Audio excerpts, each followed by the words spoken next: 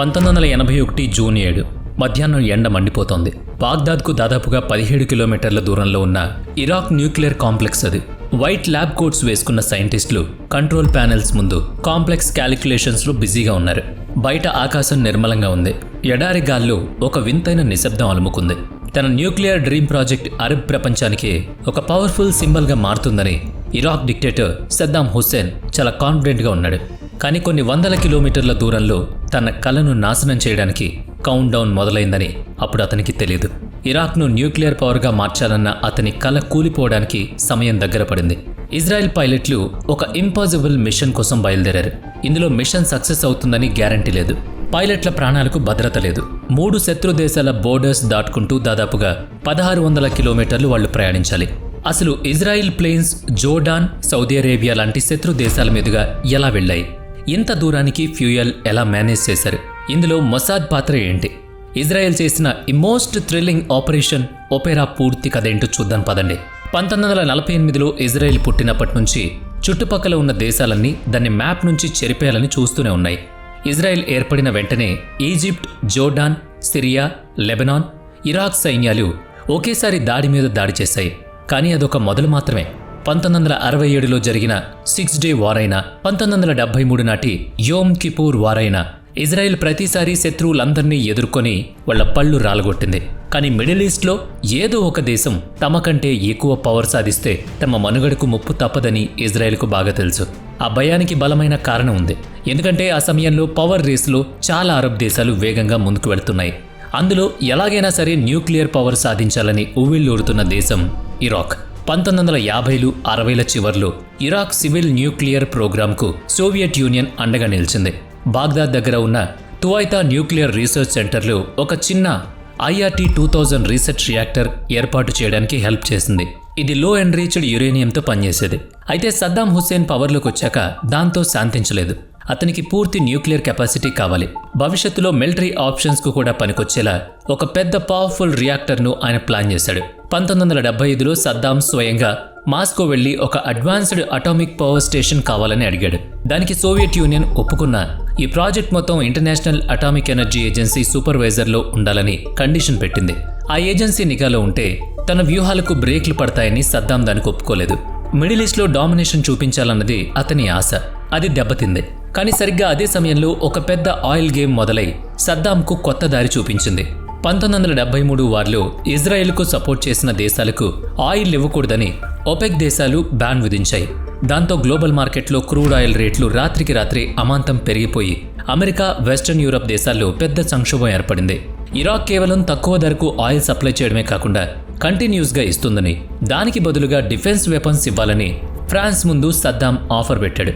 1975లో జరిగిన ఈ డీల్ ప్రకారం ఫ్రాన్స్ 70 మెగావాట్ల కెపాసిటీ ఉన్న ఓసిరిస్ క్లాస్ రియాక్టర్ను ఇరాక్కు ఇవ్వడానికి ఒప్పుకుంది. ఇందులో అత్యంత ప్రమాదకరమైన విషయం ఏంటంటే ఈ రియాక్టర్ కోసం 72 కిలోల హైలీ ఎన్రిచ్డ్ యురేనియంను ఫ్రాన్స్ సప్లై చేయబోతోంది. పేపర్ల మీద దీన్ని power generation, civil nuclear research కోసం అని రాసిన ఇరాక్ అసలు ఉద్దేశం వేరు. నిజానికి 93% అన్రీచ్డ్ యురేనియం అనేది సాధారణ ఇంధనం కాదు. దాంతో నేరుగా న్యూక్లియర్ వెపన్స్ తయారు చేయొచ్చు. సద్దాం హుస్సేన్కు ఇందులో బాగా కలిసొచ్చిన విషయం ఏంటంటే IAEA సూపర్వైజర్ లేకుండానే ఈ ప్రాజెక్ట్ చేయడానికి ఫ్రాన్స్ రెడీ అవ్వడం. ఈ డీల్ గురించి ఇజ్రాయెల్ ఇంటెలిజెన్స్ ఏజెన్సీ మొసాద్కు తెలియగానే వాళ్లకు మైండ్ బ్లాక్ అయింది. ఇరాక్ ఒక న్యూక్లియర్ బాంబు తయారు చేసి ఇజ్రాయెల్ను నాశనం చేస్తుందని వాళ్ళు బలంగా నమ్మారు. ఇజ్రాయెల్ అనుమానం ఏమాత్రం తప్పు కాదు. సద్దాం ఇచ్చే స్పీచ్ల్లో ఇజ్రాయెల్ మీద అతనికున్న ద్వేషం స్పష్టంగా కనిపించేది. పైగా 2003లో అమెరికా ఇరాక్ మీద దాడి చేసేటప్పుడు భయపడ్డ సద్దాం ఇంటర్నల్ డాక్యుమెంట్స్ దీన్ని నిజం చేశాయి. 1979లో ఇజ్రాయెల్ మీద ప్రయోగించేలా ఒక వెపన్ తయారు చేయమని సద్దాం తన సైంటిస్టులకు స్పష్టంగా ఆదేశాలు కూడా ఇచ్చాడట. ఇక ఇజ్రాయెల్కు హెల్ప్ చేయడానికి బదులుగా అమెరికా కేవలం ఉత్పత్తి హామీలు మాత్రమే ఇచ్చిందందుకే అమెరికా సైలెన్స్ వెనుక ఒక పెద్ద జియోపొలిటికల్ రీజన్ ఉంది. సరిగ్గా అదే టైంలో ఇరాన్లో ఇస్లామిక్ రెవల్యూషన్ రావడంతో ఇరాన్ అమెరికాకు పెద్ద శత్రువుగా మారింది. ఇరాన్కు బుద్ధి చెప్పడానికి అమెరికాకు సద్దాం హుస్సేన్ అవసరం పడింది. ఆ సమయంలో అమెరికా కంటికి సద్దాం ఒక రీజనల్ స్టెబిలిటీ కాపాడే వ్యక్తిగా కనిపించాడు. అందుకే తన సొంత లాభం కోసం ఓపెన్గానే సద్దాంకు సపోర్ట్ చేసింది. ఫ్రాన్స్, అమెరికా లాంటి 2 అగ్రరాజ్యాలు తన వెనుక ఉన్నాయన్న ధైర్యంతో సద్దాం రెచ్చిపోయాడు. ఇజ్రాయెల్ను టార్గెట్ చేయడం మొదలుపెట్టాడు. ఈ ప్రపంచ చదరంగంలో తాను ఒంటరయ్యానని ఇజ్రాయెల్కి అర్థమైంది. ఇక డిప్లొమసీ ఫెయిల్ అయినప్పుడు గన్తోనే ఈ కథ ముగించాలని ఇజ్రాయెల్ డిసైడ్ అయింది. ఈ సమస్యను మాటల టేబుల్ మీద కాదు, శత్రువుల తల మీదే తేల్చుకుందామని నిర్ణయించుకుంది. వెంటనే Israel secret agency Mossad full యాక్షన్లోకి దిగి ఇరాక్ న్యూక్లియర్ రియాక్టర్కు సంబంధించిన ప్రతి చిన్న కదలికను నిశితంగా పరిశీలించింది. సద్దాం ఈ సైలెంట్ వార్కు సంబంధించి మొదటి అటాక్ యూరోప్లో ఒక ప్రశాంతమైన పోర్ట్లో జరిగింది. అంతేకాదు, ఇరాక్ న్యూక్లియర్ ప్రోగ్రామ్ టెక్నికల్ హెడ్గా ఉన్న ఈజిప్షియన్ సైంటిస్ట్ హయా ఎల్ మషాద్ను ప్యారిస్లోని ఒక హోటల్లో మొసాద్ ఏజెంట్లు చంపేశారు. ఈ మర్డర్ తర్వాత కూడా ఇరాక్ వెనక్కి తగ్గలేదు. రియాక్టర్ పనులు అలాగే కంటిన్యూ చేసింది. 1980 ఫిబ్రవరి నాటికి ఇరాక్ చిన్న ట్రైనింగ్ రియాక్టర్ తమూజ్ 2 యాక్టివేట్ అయింది. జూలై 1981 నాటికి ఇరాక్ మెయిన్ రియాక్టర్ ఒసిరాక్ పూర్తిగా ఆపరేషనల్ అవుతుందని మొసాద్ ఇజ్రాయెల్ ప్రైమ్ మినిస్టర్కు చెప్పింది. ఇజ్రాయెల్ ముందు నిర్ణయం తీసుకోవడానికి చాలా తక్కువ సమయం ఉంది. సద్దాం న్యూక్లియర్ ప్రోగ్రాం మీద ప్రపంచ దేశాలన్నీ కన్నీసుంచిన టైంలో ఆ రియాక్టర్ మీద దాడి చేసి దాన్ని మట్టిలో కలపాలని ఇజ్రాయెల్ డిసైడ్ అయింది. కానీ మిలిటరీ ఎక్స్పర్ట్స్ ముందున్న అతిపెద్ద ఛాలెంజ్ ఏంటంటే, ఒకసారి రియాక్టర్ ఆన్ అయి హాట్గా మారితే దాని మీద దాడి చేయడం అసాధ్యం అవుతుంది. ఇక 1981 అనేది ఇజ్రాయెల్కు ఒక డెడ్ లైన్లా మారిపోయింది. ఇజ్రాయెల్ ఈ ప్లాన్లో ఉండగానే 1980 సెప్టెంబర్లో ఇరాన్ ఇరాక్ మధ్య యుద్ధం మొదలైంది. ఇది మొత్తం మిడిల్ ఈస్ట్ పాలిటిక్స్లో ఒక పెను తుఫాన్ను సృష్టించింది. ఈ యుద్ధం మొదలైన కొత్తలో జరిగిన ఒక సంఘటన ఇజ్రాయెల్ను మరింత అలర్ట్ చేసింది. 1980 సెప్టెంబర్ 30న ఇరాన్ తన ఎయిర్ ఫోర్స్కు చెందిన F-4 ఫాంటమ్స్తో ఇరాక్ ఒసిరాక్ రియాక్టర్ మీద దాడి చేసింది. కానీ ఆ అటాక్ టెక్నికల్గా చాలా వీక్గా ఉండడం వల్ల రియాక్టర్కు పెద్దగా డ్యామేజ్ జరగలేదు. సరిగ్గా అదే సమయంలో ఇజ్రాయెల్కు బయట నుంచి చాలా ముఖ్యమైన హెల్ప్ దొరికింది. ఇరాక్ రియాక్టర్కు సంబంధించిన ఇరాన్ నుంచి కొన్ని ఇంటెలిజెన్స్ ఇన్పుట్స్ ఇజ్రాయెల్కి అందాయి. అలాగే అమెరికా ఇంటెలిజెన్స్ ఏజెన్సీ CIA కేసీ నుంచి కూడా సైలెంట్గా సపోర్ట్ లభించింది. ఇంకోవైపు చైనా నుంచి కూడా మరో హెల్ప్ దొరికింది. అమెరికాకు చెందిన అత్యంత అడ్వాన్స్డ్ శాటిలైట్ KH-11 తీసిన హై రెజల్యూషన్ ఇమేజెస్ను వాళ్ళు సీక్రెట్గా ఇజ్రాయెల్కు అప్పజెప్పారు. ఈ శాటిలైట్ ఫోటోలతో ఇరాక్ సెక్యూరిటీ సిస్టమ్, ఆ రియాక్టర్ చుట్టూ ఉన్న కోట ఇజ్రాయెల్కు పూర్తిగా అర్థమైంది.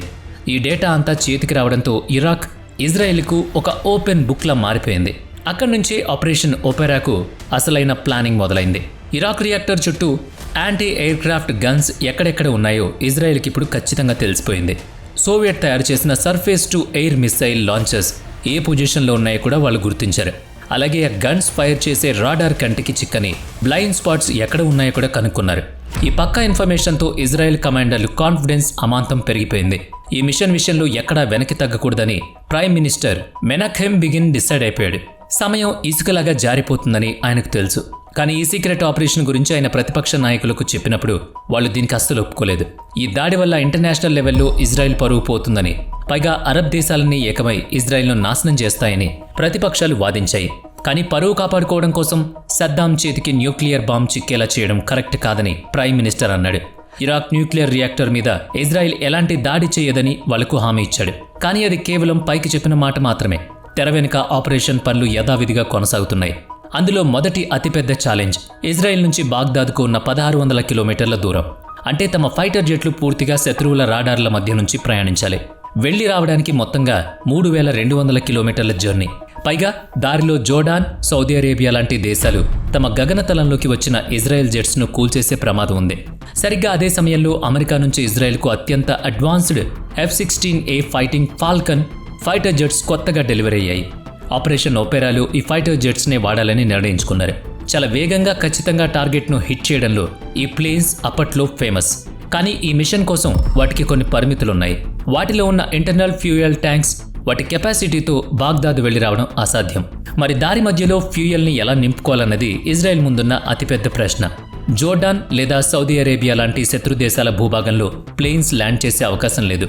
గాల్లోనే ఫ్యూయల్ నింపే ట్యాంకింగ్ ఎయిర్ క్రాఫ్ట్ను పంపితే రాడార్ కంటికి ఈజీగా దొరుకుతాం. అందుకే ఈ సమస్యను పరిష్కరించడానికి ఇజ్రాయెల్ ఒక కొత్త ఐడియా వేసింది. ఆ F-16A ఫైటర్ జెట్స్కు ఎక్స్టర్నల్ ఫ్యూయల్ ట్యాంక్స్ అమర్చారు. దీనివల్ల వాటి రేంజ్ పెరిగి గాల్లో ఫ్యూయల్ నింపుకునే అవసరం లేకుండా పోయింది. అయితే ఫ్యూయల్ సమస్య తీరింది కానీ మిషన్ అంత తేలికైంది కాదు. Israel air force chief David Ivry, defence forces chief Raful ఇటారీ కలిసి దీనికోసం ప్రమాదకరమైన రూట్ ఎంచుకున్నారు. సౌదీ అరేబియా, జోర్డాన్ రాడార్లు ఏమార్చడానికి ఆ రెండు దేశాల బోర్డర్స్ కలిపే పాయింట్ మీదుగా వెళ్లాలని ప్లాన్. ఎందుకంటే అక్కడ రాడార్ కవరేజ్ చాలా తక్కువగా ఉంటుంది. కానీ దారిలో ఏ శత్రు రాడార్కైనా ఈ అతిథులు చిక్కితే వాళ్లను ఎడారిలోనే చుట్టుముట్టి కాల్చేస్తారు. అందుకే దాడి చేయడానికి వెళ్లే 8 F-16 ఫైటర్ జెట్స్కు రక్షణగా మరో 6 F-15 ఈగిల్ ఎయిర్ క్రాఫ్ట్స్ను కూడా ఎస్కాట్గా పంపారు. గాల్లో ఏదైనా ఇరాక్ ఇంటర్సెప్టర్ ఎదురైతే వాటిని అడ్డుకోవడం ఈ ఎస్కాట్ టీం బాధ్యత. అంతేకాకుండా ఈ మిషన్ సక్సెస్ కావాలంటే ఇజ్రాయెల్ ఫ్లైట్లు, రాడార్లు వాటి నుంచి తప్పించుకోవాలి. ఫైటర్ జెట్స్ నేరుగా వెళ్లి టార్గెట్ను కొట్టేలా ఫ్లైట్ రూట్ మొత్తాన్ని చాలా జాగ్రత్తగా డిజైన్ చేశారు. దీంట్లో రియాక్టర్ని నాశనం చేయాలి, కానీ అక్కడ పనిచేస్తున్న ఫ్రెంచ్ సైంటిస్టులు, ఇతర విదేశీ సైనికులకు ఏమీ కాకూడదు. ఈ బాధ్యతను మొసాద్కి అప్పగించారు. అల్ తువైతా కాంప్లెక్స్లో జరుగుతున్న యాక్టివిటీస్ను సీక్రెట్గా గమనించి మొసాద్ ఒక రిపోర్ట్ ఇచ్చింది. శుక్ర, శని, ఆదివారాల్లో అక్కడ పనులు చాలా తక్కువగా జరుగుతాయని, ముఖ్యంగా ఆదివారం విదేశీ సైంటిస్టులందరూ లీవ్లో ఉంటారని కనుక్కుంది. అలా ఆపరేషన్ కోసం ఆదివారాన్ని ఎంచుకుంది. 1981 జూన్ 7వ తేదీన ఫైనల్ చేశారు.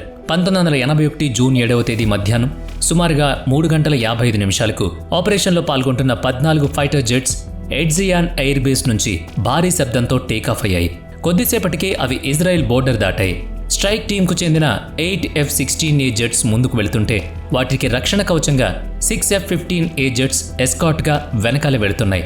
ప్రతి పేన్లో భారీగా బాంబు పేలుడు పదార్థాలు, ఫ్యూయల్ నిండుగా ఉన్నాయి. అయితే ఇజ్రాయెల్ జెట్స్ సముద్రం మీదుగా ప్రయాణిస్తున్న సమయంలో ఒక చిన్న సంఘటన జరిగింది. అది క్షణాల్లో మొత్తం మిషన్ను ప్రమాదంలోకి నెట్టేసింది. ఆ సమయంలో జోర్డాన్ రాజు కింగ్ హుసేన్ గల్ఫ్ ఆఫ్ అకాబాలో తన ప్రైవేట్ బోట్లో విశ్రాంతి తీసుకుంటున్నాడు. అప్పుడే ఆయనకు ఆకాశంలో ఒకేసారి చాలా ఫైటర్ జెట్స్ వెళ్లడం కనిపించింది. ఆయన స్వయంగా ఒక ఎక్స్పీరియన్స్డ్ పైలట్ కావడంతో ఆ ప్లేన్స్ మీద ఉన్న ఇజ్రాయెల్ మార్కింగ్ను వెంటనే గమనించాడు.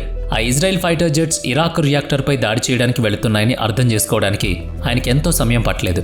పరిస్థితి తీవ్రతను గ్రహించిన కింగ్ హుస్సేన్ వెంటనే ఇరాక్కు వార్నింగ్ మెసేజ్ పంపమని తన ప్రభుత్వానికి ఆదేశాలిచ్చాడు. ఒకవేళ ఆ వార్త ఇరాక్కు చేరుంటే ఇజ్రాయెల్ ఆపరేషన్ మొదలు కాకముందే ముగిసిపోయేది. కానీ ఇజ్రాయెల్ ముందే పక్కా ప్లానింగ్తో జోర్డాన్, సౌదీ అరేబియాలో ఉన్న కమ్యూనికేషన్ ఛానల్స్ అన్ని జామ్ చేసింది. దాంతో ఆ హెచ్చరిక ఇరాన్కు చేరలేదు. ఆ తర్వాత ఇజ్రాయెల్ ఫైటర్ జెట్స్ నేరుగా వెళ్లకుండా జోర్డాన్, సౌదీ రాడార్ల కంటికి చిక్కకుండా ఒక జిగ్జాగ్ రూట్ తీసుకున్నాయి. ఫార్మేషన్ అంతా ఎడారి ఉపరితలానికి కేవలం 100 నుంచి 150 అడుగుల ఎత్తులో మాత్రమే ప్రయాణిస్తున్నాయి. అయినా సరే ఒకేసారి ఇన్ని విదేశీ ప్లేన్లను చూసి ఒక జోర్డాన్ ఏటీసీకి అనుమానం వచ్చింది. ఒకవేళ ఆ ఏటీసీ వాళ్లను గుర్తుపట్టుంటే మిషన్ మొత్తం ఫెయిల్ అయ్యేది. కానీ ఇజ్రాయెల్ పైలట్లు ఇక్కడ కూడా చాలా తెలివిగా వ్యవహరించారు. నావిగేషన్ ఎర్రర్ వల్ల తాము దారి తప్పామని ఇజ్రాయెల్ పైలట్లకు సమాధానమిచ్చారు. వాళ్ళ మాటలు ఎంత పర్ఫెక్ట్గా ఉన్నాయంటే జోర్డాన్ ఏటీసీకి ఎలాంటి అనుమానం రాలేదు. ఇక సాయంత్రం సరిగ్గా 6:35 ఆ ప్రశాంతతను చీల్చుకుంటూ ఆకాశం నుంచి ఒక భయంకరమైన శబ్దం వినిపించింది. అది విన్న సైంటిస్టుల చేతుల్లో ఫైల్స్ కింద పడ్డాయి. అసలేం జరుగుతుందో అర్థం కాలేదు. ఆకాశమంతా మంటలు, గాల్లో గన్ పౌడర్ వాసన, దట్టమైన దుమ్ము కమ్ముకున్నాయి. అసలు అక్కడ ఏం జరుగుతుందో ఎవరికీ తోచలేదు. అంత స్ట్రాంగ్గా కట్టిన ఆ కాంక్రీట్ డోమ్ కుప్పకూలిపోయింది. కేవలం 80 సెకండ్లలో ఆపరేషన్ ముగిసింది. ఆ జెట్స్ డ్రాప్ చేసిన 16 బాంబుల్లో 14 బాంబులు నేరుగా టార్గెట్ను హిట్ చేశాయి. ఇరాన్ సైనికులు తేరుకుని యాంటీ ఎయిర్ క్రాఫ్ట్ గన్స్ దగ్గరకు చేరుకోగానే ఆకాశం వైపు గుడ్డిగా ఫైరింగ్ చేయడం మొదలుపెట్టారు. ఇజ్రాయెల్ పైలట్లు తమ పని పూర్తి చేసుకున్నారు. అటాక్ పూర్తి కాగానే ఇజ్రాయెల్ ఫైటర్లు తమ ప్లేన్స్ను ఫుల్ స్పీడ్తో పెట్టి ఆకాశంపైకి దూసుకువెళ్లి మాయమయ్యారు. అత్యంత ఆశ్చర్యకరమైన విషయం ఏంటంటే ఇంత పెద్ద ఆపరేషన్లో ఇజ్రాయెల్కు ₹1 నష్టం కూడా జరగలేదు. ఒక్క ప్లేన్ కూడా డ్యామేజ్ కాలేదు. ఏ పైలట్కు చిన్న గాయం కాలేదు. కానీ ఈ ఎయిర్ స్ట్రైక్లో 10 మంది ఇరాక్ సైనికులు, ఒక ఫ్రెంచ్ ఇంజనీరు ప్రాణాలు కోల్పోయారు. మిషన్ ముగించుకుని 14 ప్లేన్స్ ఒక్కొక్కటిగా ఇజ్రాయెల్ ఎయిర్ బేస్లో సేఫ్గా ల్యాండ్ అయినప్పుడు అక్కడ వాతావరణం ఎంతో సంబరంగా ఉంది. గ్రౌండ్ క్రూ, ఆర్మీ సీనియర్ ఆఫీసర్లు ఆనందంతో డాన్సులు చేస్తున్నారు. ఆ వెంటనే ప్రైమ్ మినిస్టర్ మెనాఖెమ్ బికిన్ క్యాబినెట్ మీటింగ్ ఏర్పాటు చేసి ఈ చారిత్రాత్మక విజయాన్ని ప్రపంచవ్యాప్తంగా ప్రకటించారు. తమ అస్తిత్వాన్ని కాపాడుకోవడానికి ఇజ్రాయెల్ ఎంత దూరమైనా వెళుతుందని దానికి ఇదే ఉదాహరణని ప్రూవ్ చేశారు. ప్రపంచాన్ని శాసించాలని సద్దాం హుస్సేన్ కన్న కల చరిత్ర పుటల్లో ఒక మట్టి గుడ్డిలా మారిపోయింది. అయితే ఈ ఆపరేషన్ తర్వాత ఇజ్రాయెల్ ప్రపంచవ్యాప్తంగా చాలా విమర్శలు ఎదుర్కోవాల్సి వచ్చింది. అప్పటి అమెరికా ప్రెసిడెంట్ రొనాల్డ్ రీగన్ కూడా ఈ దాడిని విమర్శించారు. ఇజ్రాయెల్కు ఇవ్వాల్సిన F-16 ప్లేన్స్ డెలివరీని కూడా ఆపేశారు. కానీ 10 ఏళ్ల తర్వాత సీన్ పూర్తిగా మారింది. 1991 గల్ఫ్ వార్ సమయంలో అమెరికా ఇరాక్ మీద దాడి చేసినప్పుడు ఒకవేళ 1981లో ఇజ్రాయెల్ గనుక ఓసిరాక్ రియాక్టర్ను నాశనం చేయకపోయి ఉంటే ఇరాక్ మీద దాడి చేయడం తమకు ఎంత కష్టమయ్యేదో అమెరికాకు అర్థమైంది. అందుకే అప్పటి America defence secretary Dick Cheney operation Opera mastermind అయిన జనరల్ డేవిడ్ ఐవరీకి ఆ ధ్వంసమైన ఓసిరాక్ రియాక్టర్ శాటిలైట్ ఫోటోను పంపారు. ఇరాక్ న్యూక్లియర్ ప్రోగ్రాంను నాశనం చేసి తమకు ఎంత మేలు చేశారో ఆ ఫోటో వెనకాల రాసి చైనీ కృతజ్ఞతలు తెలిపారు. వీడియో నచ్చితే లైక్ చేయండి, షేర్ చేయండి. ఇప్పటి వరకు మన ఛానల్ని సబ్స్క్రైబ్ చేయనట్లయితే ఇప్పుడే సబ్స్క్రైబ్ చేసుకుని పక్కనే ఉన్న బెల్ ఐకాన్పై క్లిక్ చేయండి. నెక్స్ట్ వీడియోలో మళ్ళీ కలుద్దాం. Thanks for watching.